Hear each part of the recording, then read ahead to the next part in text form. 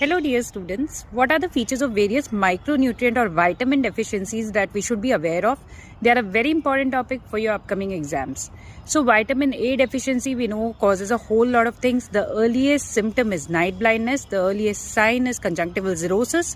Apart from that you have white spots, corneal xerosis, corneal ulcers, corneal scarring is there. So that is about vitamin A deficiency. Now vitamin B has got so many vitamins. So vitamin B1 or thiamine deficiency we know causes beriberi. Wet beriberi can come as a case scenario where there is cardiac failure, edema, so there will be respiratory distress, tachypnea, tachycardia and so on. Dry beriberi would have mainly neurological features. Now what else? Then you come to the riboflavin deficiency. The deficiency causes oral ulcers, angular cheilitis, stomatitis, glossitis and so on, right?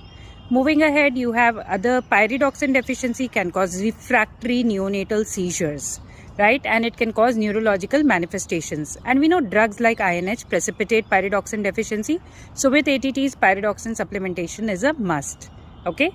The other vitamins deficiency that we should know of are, apart from pyridoxine, you have biotin deficiency where you can have involvement of skin, hairs. So there can be alopecia, there can be rashes, there can be developmental delay. Niacin deficiency causes pellagra. We all know that pellagra is a disease of some Ds. So there is diarrhea, dermatitis, dementia and even death can happen. And the dermatitis is photosensitive. It is, in the photosensitive or exposed areas, you have a casal necklace kind of a rash that is there. Okay. Vitamin B12 deficiency can cause megaloblastic anemia and it can cause, subacute combined degeneration of spinal cord, so neurological manifestations. Vitamin C deficiency, collagen defects, so it causes scurvy.